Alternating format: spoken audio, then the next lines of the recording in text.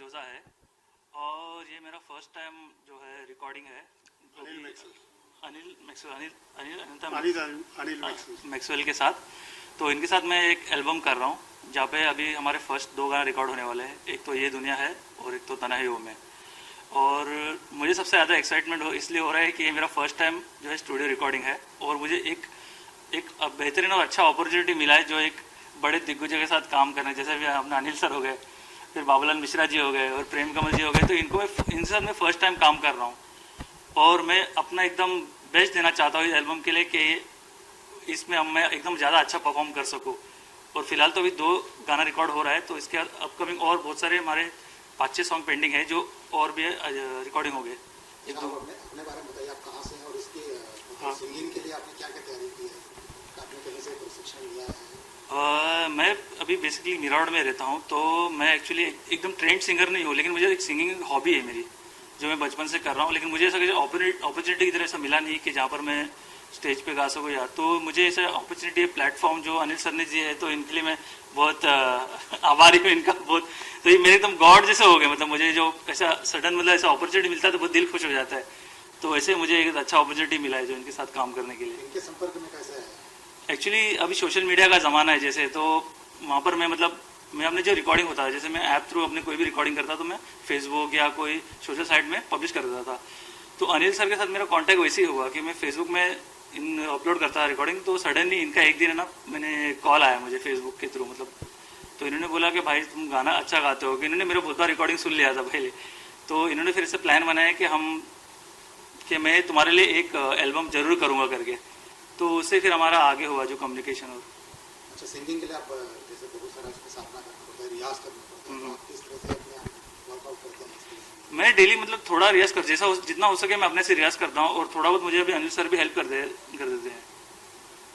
तो सिंगिंग के लिए आपने करियर को चुना है, तो कौन आपके आदर्श हैं और किनके चिन्हों पर आप चलना चाहते हैं?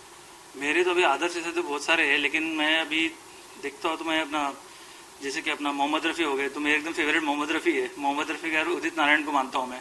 उनके बाद फिर हो गया अपना कुमार शानू और किशोर कुमार, तो मैं इनको फॉलो करता हूँ मोस्टली तो ज़्यादा करके। आज जो 2 गाने रिकॉर्ड हो गए, उसके 2 लाइन दोनों गाने की आप एक बार हाँ ठीक है। तो पहला है अपना ये दुनिया है। ये दुनिया है यहाँ 2 दिल कभी भी मिल नहीं पाते, जलाओ लाख तूफान में के दीपक जल नहीं पाते। ये दुनिया है का जो था उसके में 2 लाइन गाना है। तो अभी दूसरा है एक है तन्हाइयों में। तन्हाइयों में अक्सर आंसू बहा लेते हैं, यादों के चंद लम्हे यूं ही बिता लेते हैं, तन्हाइयों में अक्सर। ये गजल नुमा है। तो इसमें अलग अलग वेरिएशंस के हमारे सॉन्ग है, जैसे अभी सैड वर्जन हुआ, तो हमारे ऐसे भी मतलब डांस वाले वर्जन, तो अलग अलग नंबर्स हैं हमारे इस एल्बम में।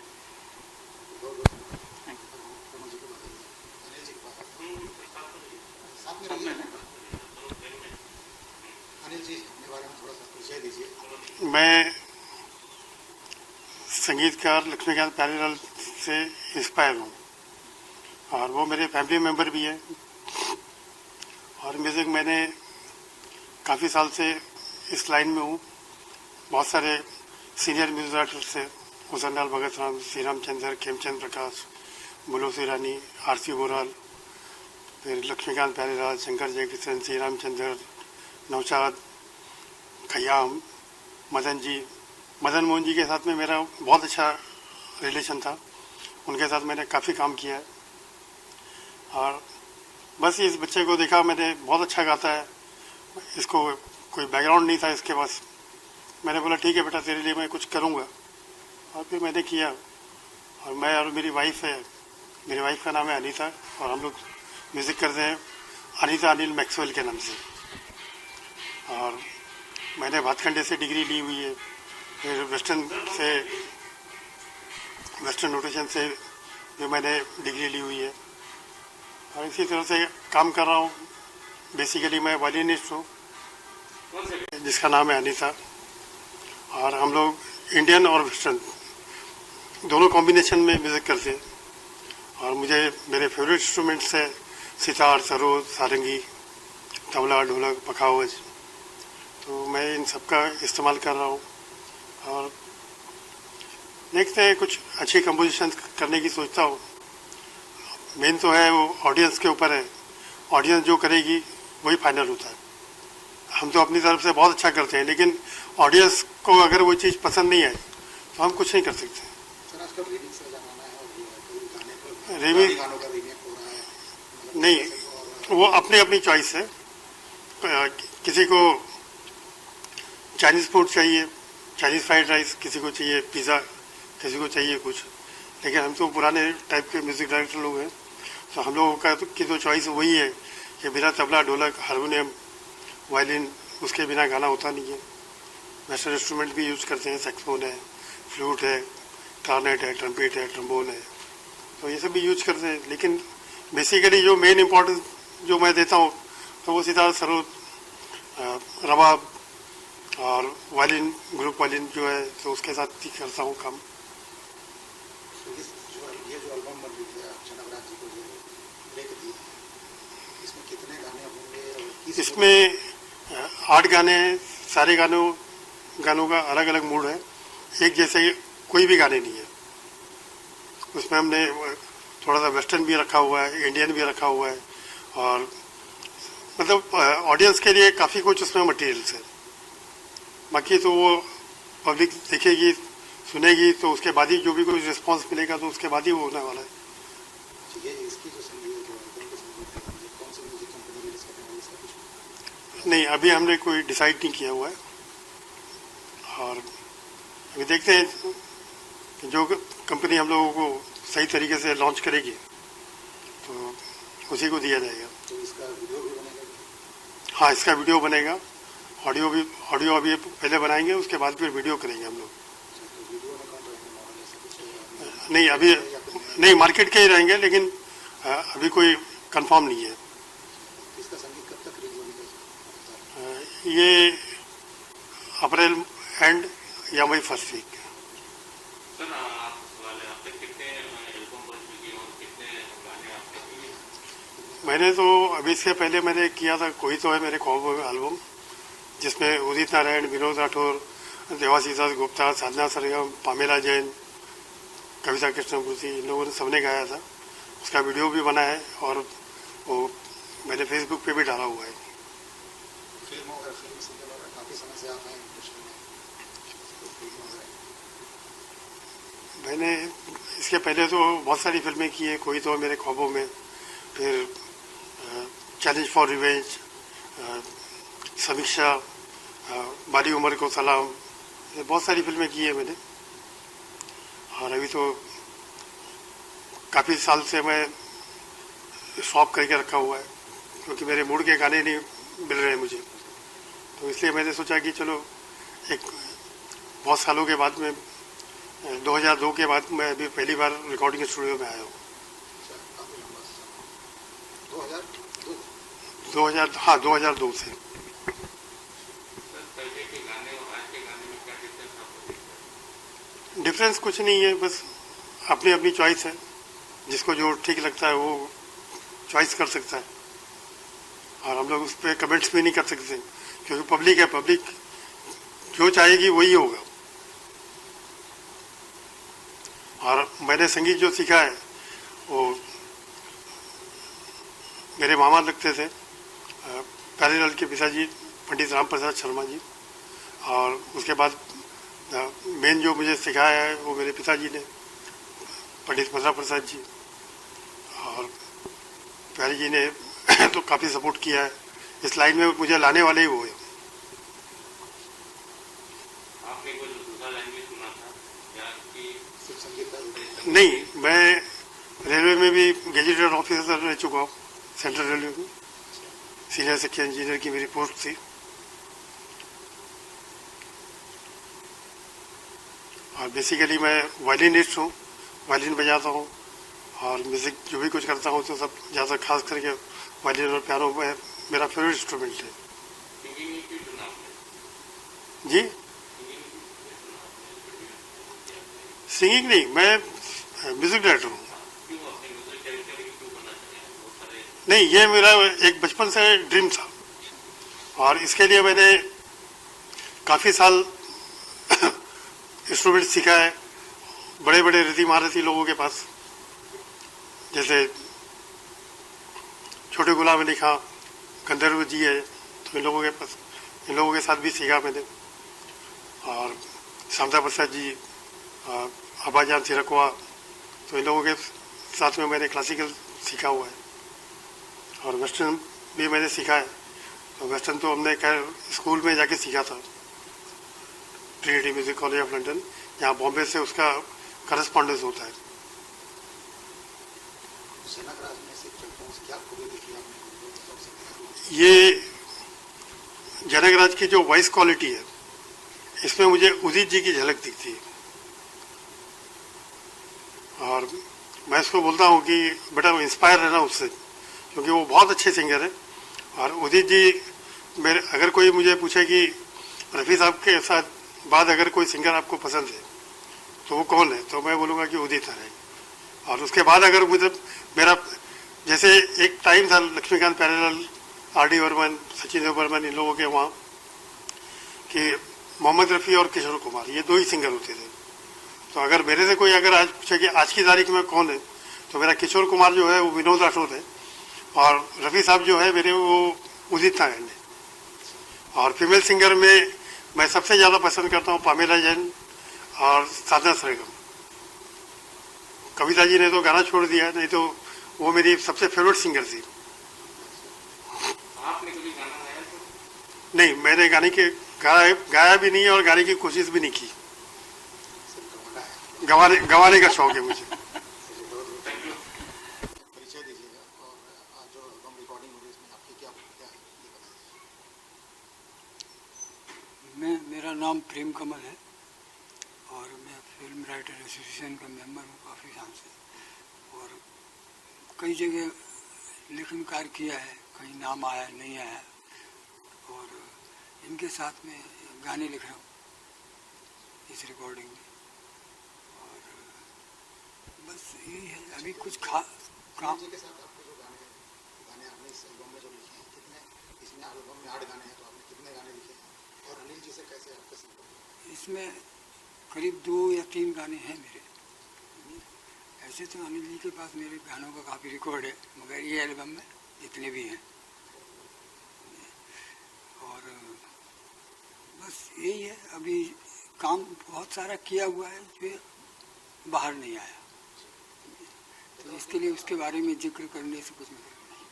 बतौर गीतकार आप शब्द संबंध गाने गीत हैं, हाँ।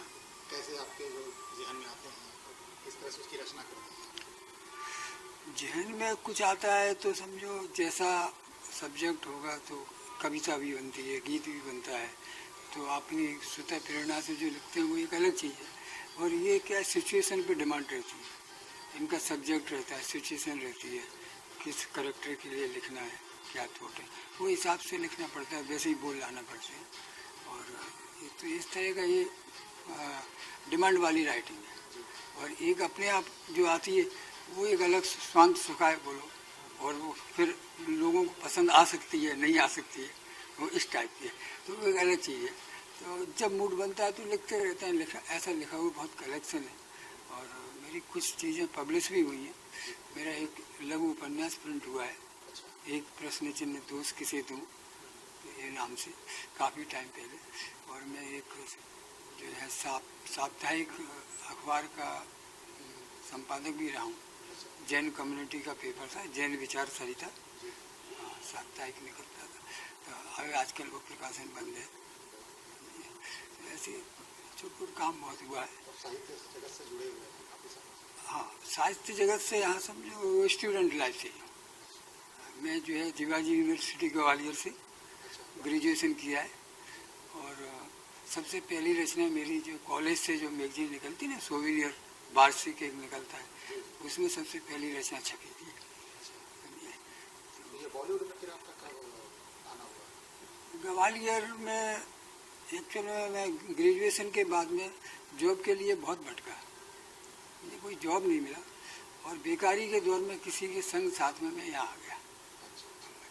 मैं ऐसा कोई एज ए राइटर यहाँ का वो लेके नहीं आया था, यहाँ आ गया, कई जगह बहुत काम किया, वो किया, फिर ऐसे किसी से परिचय हुआ, बोले यार तुम तो अच्छा लिख लेते हो, ये है वो है, तो बस उनकी प्रेरणा से बोलो या कहने से मैं फिल्म राइटर एसोसिएशन का मेंबर बन गया।